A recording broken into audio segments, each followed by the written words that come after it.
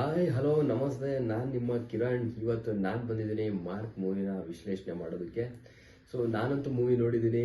So ನೀವು ನೋಡಿದ್ದೀರಾ ಅಂತ ಅನ್ಕೊಂತೀನಿ. ಇನ್ ಕೇಸ್ ನೋಡಿಲ್ಲ ಅಂದವರು ಆದಷ್ಟು ಬೇಗ ಥಿಯೇಟ್ರಿಗೆ ಹೋಗಿ ನೋಡಿ. Stop piracy, watch only in theatres ಅಂತ ನಾನು ಹೇಳ್ತೀನಿ. ಸೊ ಈ ಮೂವಿ ಬಂದು ಪಕ್ಕಾ ಥಿಯೇಟರ್ ಅಲ್ಲಿ ನೋಡುವಂತ ಮೂವಿ. ಅಂಡ್ ಸುದೀಪ್ ಫ್ಯಾನ್ಸಿಗಾಗಿರ್ಬೋದು ಅಥವಾ ಯಾರ್ಯಾರು ಒಂದು ಸ್ಟೈಲ್ ಸ್ವ್ಯಾಗ್ನ ಒಂದು ಇಷ್ಟಪಡ್ತಾರೆ ಅವರಿಗೆಲ್ಲ ತುಂಬಾನೇ ಇಷ್ಟ ಆಗುತ್ತೆ ಮೂವಿ. ಅಂಡ್ ಮೂವಿನ ತುಂಬಾ ಚೆನ್ನಾಗಿ ಡೈರೆಕ್ಟರ್ ತಗೊಂಡೋಗಿದ್ದಾರೆ. ಅಂಡ್ ಕಥೆಯ ಸ್ಕ್ರೀನ್ ಪ್ಲೇ ಆಗಿರ್ಬೋದು, ಡೈರೆಕ್ಷನ್ ಆಗಿರ್ಬೋದು, DOP ಆಗಿರ್ಬೋದು, ಇದೆಲ್ಲ ನೆಕ್ಸ್ಟ್ ಲೆವೆಲ್ ವರ್ಕೌಟ್ ಆಗಿದೆ. ಅಂಡ್ ಇಷ್ಟು ಕಡಿಮೆ ಸಮಯದಲ್ಲಿ ಏಪ್ರಿಲ್, ಸುದೀಪ್ ಅವರು ಹೇಳಿದಿರೋಂಗೆನೆ ಏಪ್ರಿಲ್ ಅಲ್ಲಿ ಮೂವಿ ಸ್ಟಾರ್ಟ್ ಆಗುತ್ತೆ. ನಿಮಗೆ ಡಿಸೆಂಬರ್ ಅಲ್ಲಿ ಒಂದು ಇಂಥ ಒಳ್ಳೆ ಹೈ ಬಜೆಟ್ ಮೂವಿ ರಿಲೀಸ್ ಆಗುತ್ತೆ ಅಂತ ಹೇಳಿದ್ರೆ ಸೊ ನೀವು ಅದರಲ್ಲೇನೆ ತಿಳ್ಕೊಬಹುದು ಎಷ್ಟು ಫಾಸ್ಟ್ ಆಗಿ, ಎಷ್ಟು ಸಿಂಪಲ್ ಆಗಿ, ಎಷ್ಟು ಅಚ್ಚುಕಟ್ಟಾಗಿ ಒಂದು ಅಡಿಗೆನ ಮಾಡಿ ಹೇಗೆ ಬಡಿಸ್ಬೋದು ಆ ರೀತಿಯಾಗಿ ಡೈರೆಕ್ಟರ್ ಬಳಸಿದ್ದಾರೆ. ಇದರಲ್ಲಿ ನೋಡ್ಬೇಕಂತ ನಿಮಗೆ ಇದರಲ್ಲಿ ನೋಡ್ಬೇಕಾಗಿರೋದೇನು ಅಂತ ಹೇಳಿದ್ರೆ ನಿಮಗೆ ಕನ್ನಡ ಹಾಗೂ ತಮಿಳ್ ಆಕ್ಟರ್ಸ್ಗಳು ತುಂಬಾ ಮಿಕ್ಸ್ಚರ್ ಆಗಿ ಕಂಡು ಬರುತ್ತೆ. ಈಗ ನಿಮಗೆ ಸ್ಟೋರಿ ಬಗ್ಗೆ ನಾನು ಹೇಳಬೇಕು ಅಂತ ಹೇಳಿದ್ರೆ ಒಬ್ಬ ಅಜಯ್ ಮಾರ್ಕಂಡೇಯ ಅನ್ನೋ ಒಬ್ಬ ಸಸ್ಪೆಂಡೆಡ್ ಪೊಲೀಸ್ ಆಫೀಸರ್ 18 ಮಕ್ಕಳ ಕಿಡ್ನಾಪಿಂಗ್ ಕೇಸ್ನ ಹ್ಯಾಂಡಲ್ ಮಾಡಿ ಅದನ್ನ ಸಕ್ಸಸ್ ಮಾಡ್ತಾರಾ ಅಥವಾ ಫೇಲ್ಯೂರ್ ಆಗ್ತಾರಾ ಅನ್ನೋ ಒಂದು ಸ್ಟೋರಿ ಲೈನೇ ಈ ಮಾರ್ಕ್. ಆ ಸಂದರ್ಭದಲ್ಲಿ ನಿಮಗೆ ತುಂಬಾ ಪೊಲಿಟಿಕಲ್ ಪ್ರೆಷರ್ಸ್ ಬರ್ತದೆ, ನಿಮಗೆ ಪೊಲೀಸಿಂದ ನಿಮಗೆ ಅಡೆತಡೆಗಳು ಬರುತ್ತೆ, ಯಾಕಂದ್ರೆ ಇವರು ಸಸ್ಪೆಂಡ್ ಆಗಿರ್ತಾರೆ. ಸೊ ಅದನ್ನೆಲ್ಲ ಮೀರಿ ಮಾರ್ಕ್ ಯಾವ ರೀತಿಯಾಗಿ ಚಾಕುಚಕ್ಯತೆಯಿಂದ ಒಂದು ಕೇಸ್ನ ಸಾಲ್ವ್ ಮಾಡ್ತಾರೆ ಅನ್ನೋದು ಈ ಮೂವಿಯ ಪ್ರಮುಖವಾಗಿ ಪಾತ್ರ. ಇದರಲ್ಲಿ ನೀವು ನೋಡ್ಬೋದು ಎಲ್ಲರೂ ಘಟಾನುಘಟಿಗಳ ಆಕ್ಟರ್ಸ್ ಇರ್ಬೋದು. ನಿಮಗೆ ವಿಲನ್ ಆಗಿ ನಿಮಗೆ ನವೀನ್ ಚಂದ್ರ ಅವರು ಇದ್ದಾರೆ. ಅಂಡ್ ನಿಮಗೆ ಕಾಮಿಡಿಯನ್ ಆಗಿ ಬರ್ತಾರೆ ಯೋಗಿ ಬಾಬು. ಸೊ ನನಗೆ ಇಲ್ಲಿ ಒಂದು ಮೈನಸ್ ಏನು ಅನ್ನಿಸ್ತು ಅಂತ ಹೇಳಿದ್ರೆ ಯೋಗಿ ಬಾಬುವ ಕಾಮಿಡಿ ಇಲ್ಲಿ ವರ್ಕೌಟ್ ಆಗೋದ್ರಲ್ಲಿ ಸ್ವಲ್ಪ ಫೇಲ್ಯೂರ್ ಕಂಡಿದೆ ಅಂತ ಅನ್ಸುತ್ತೆ. ಎಲ್ಲೋ ಒಂದ್ ಕಡೆ ಡಬ್ಬಿಂಗ್ ಮಾಡಿದ ರೀತಿಯಲ್ಲಿ ಯೋಗಿ ಬಾಬು ಅವರ ಕ್ಯಾರೆಕ್ಟರ್ ಕಾಣಿದೆ ಅಂತ ಅನ್ಸುತ್ತೆ. ಸೊ ನನ್ನ ಪ್ರಕಾರ ಆ ಪರ್ಟಿಕ್ಯುಲರ್ ಕ್ಯಾರೆಕ್ಟರ್ನ ಸಾಧು ಕೋಕಿಲ್ ಅವರು ಅಥವಾ ರಂಗಾಯಣ ರಘು ಅವರು ಮಾಡಿದಿದ್ರೆ so it will be a different story. And ನಿಮಗೆ ಅಲ್ಲಿನ ಒಂದು ಮೂವಿಯ ವೇಗಕ್ಕೆ ಒಂದು ಎಕ್ಸ್ಟ್ರಾ ಒಂದು ಅಳತೆ ಸಿಗ್ತಾ ಇತ್ತು ಅಂತ ನನ್ನ ಅನಿಸಿಕೆ ಆಗುತ್ತೆ. ಅಂಡ್ ನಿಮಗೆ ನವೀನ್ ಚಂದ್ರ ಅವರು ನಮಗೆ ಆಸ್ ಯೂಶುವಲ್ ಗೊತ್ತು, ತುಂಬಾ ಒಳ್ಳೆ ಆಕ್ಟರು. ಅವ್ರನ್ನ ಇಲ್ಲಿ ಬಳಸ್ಕೊಂಡಿದ್ದಾರೆ. ಬಟ್ ಯಾಕೋ ಒಂದು ಸ್ವಲ್ಪ ಅವರ ವಾಯ್ಸ್ ಯಾಕೋ ಲೌಡ್ ಆಗಿದೆ, ಅಂದ್ರೆ ಎಲ್ಲವಾಗ್ಲೂ ಕಿರ್ಚ್ಕೊಂತ ಮಾತಾಡ್ತಾರೆ ಅನ್ನೋ ಒಂದು ಫೀಲ್ ಬರುತ್ತೆ.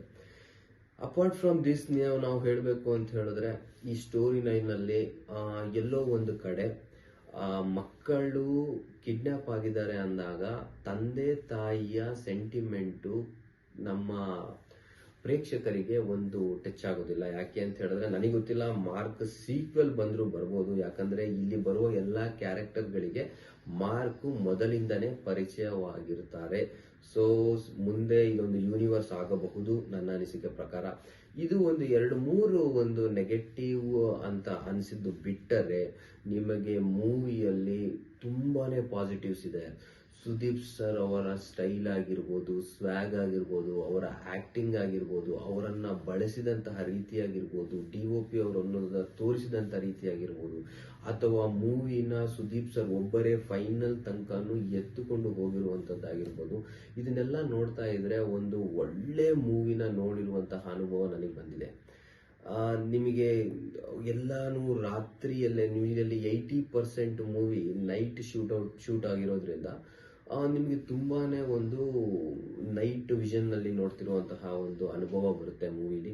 ಅಂಡ್ ಫೈಟ್ ಆಗಿರ್ಬೋದು, ದಾದಾ ಯಾರು ಗೊತ್ತಾ ಫೈಟ್ಸ್ ನೀವೆಲ್ಲ ನೋಡಿರ್ತೀರಾ ಯೂಟ್ಯೂಬ್ ಅಲ್ಲಿ. ಬಟ್ ಮೂವಿನಲ್ಲಿ ಥಿಯೇಟರ್ ನಲ್ಲಿ ನೋಡುವಾಗ ಆ ಸ್ಟೆಪ್ಸ್ ಹಾಕೋದು ಅದು ಡಿಫ್ರೆಂಟ್ ಲೆವೆಲ್ ಕೊಡುತ್ತೆ. ಇನ್ನೊಂದು ಕಾಳಿ ಸಾಂಗ್ ಬರುತ್ತೆ.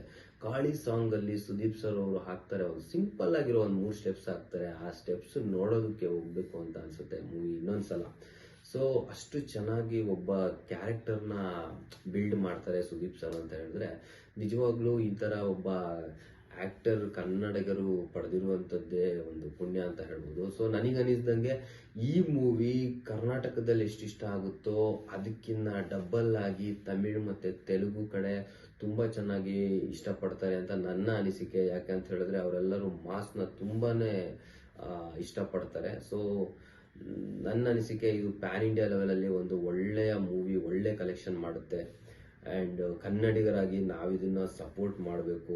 ಒಂದು ಒಳ್ಳೆ ಚಿತ್ರ ಬಂದಾಗ ನಾವು ಥಿಯೇಟರ್ನಲ್ಲೇ ಹೋಗಿ ನೋಡಬೇಕು. ಆ್ಯಂಡ್ ವಿಜಯ್ ಅವರು ತುಂಬ ಚೆನ್ನಾಗಿ ಡೈರೆಕ್ಷನ್ ಮಾಡಿದ್ದಾರೆ. ಸೊ ಆ ಡೈರೆಕ್ಷನ್ ಆ್ಯಂಡ್ ನಿಮಗೆ ಹೇಗಿರುತ್ತೆ ಅಂತ ಹೇಳಿದ್ರೆ, ಕಥೆಯಲ್ಲಿ ನಿಮಗೆ ಒಂದು ಚೂರು ಆ ಕಡೆ ಈ ಕಡೆ ನೀವು ನೋಡೋದು, ಅಥವಾ ನೀವು ಯಾವುದೋ ಒಂದು ಮೊಬೈಲಲ್ಲಿ ಒಂದು ಸೀನ್ನ ನೀವು ವಿಡಿಯೋ ಮಾಡಿಬಿಟ್ಟು ಅದನ್ನ ನಾವೆಲ್ಲ ಸ್ಟೇಟಸ್ ಹಾಕ್ತೀನಿ ಅಂತ ಹಿಂಗೆ ಸ್ಟೇಟಸ್ ಹಾಕಿ ಹಿಂಗೆ ತಿರುಗಿ ನೋಡೋ ಅಷ್ಟೊತ್ತಿಗೆ ನೀವು ಕಥೆನಲ್ಲಿ ಎಲ್ಲೋ ಒಂದು ಕಡೆ ಕಳೆದೋಗ್ಬಿಡ್ತೀರಾ, ಮಿಸ್ ಆಗ್ತೀರಾ. ಸೊ ಯಾವ ರೀತಿ ವಿಜಯ್ ಅವ್ರ ಕತೆ ಎಳೆದಿದ್ದಾರೆ ಅಂತ ಹೇಳಿದ್ರೆ, ನೀವು ಒಂದು ನಿಮಿಷ ಕೂಡ, ಒಂದು 30 ಸೆಕೆಂಡ್ ಕೂಡ ನೀವು ಆ ಕಡೆ ಈ ಕಡೆ ನೋಡಬಾರ್ದು. ಆ ಥರ ಒಂದು ಸಸ್ಪೆನ್ಸ್ ಥ್ರಿಲ್ಲರ್ ಆಗಿ ತಗೊಂಡೋಗಿದ್ದಾರೆ ಮೂವಿನ. ತುಂಬ ಅಚ್ಚುಕಟ್ಟಾಗಿ ಮೂವಿ ಮಾಡಿದ್ದಾರೆ. ಆ್ಯಂಡ್ ಈ ಮೂವಿ 100 ಡೇಸ್ ಓಡಲೇಬೇಕು, ಈ ಥರ ಸಕ್ಸಸ್ ಆಗಲೇಬೇಕು, ಈ ಥರ ಮೂವೀಸ್ ಬರಲೇಬೇಕು. ಸೊ ಎಲ್ಲ ಹೀರೋಗಳು, ಕೆಲವರು ಒಂದು 2 ವರ್ಷ 3 ವರ್ಷ ತಗೊಳ್ಳೋ ಟೈಮಲ್ಲಿ ಒಂದು 6 ತಿಂಗಳಿನಲ್ಲಿ ಇಂಥ ಒಳ್ಳೆ ಮೂವಿ ಕೊಟ್ಟು ಒಂದು ಎಕ್ಸಾಂಪಲ್ ಸೆಟ್ ಮಾಡಿರುವಂಥ ಸುದೀಪ್ ಸರ್ಗೆ ನನ್ನ ಕಡೆಯಿಂದ ಧನ್ಯವಾದಗಳನ್ನು ಹೇಳ್ತೀನಿ. ಇದೇ ರೀತಿಯಾಗಿ ಮುಂದಿನ ವರ್ಷ ಕೂಡ ಇನ್ನೂ 2 ಸಿನಿಮಾಗಳು ಬರಲಿ ನಿಮ್ಮ ಸೈಡಿಂದ. And all the best for your future project.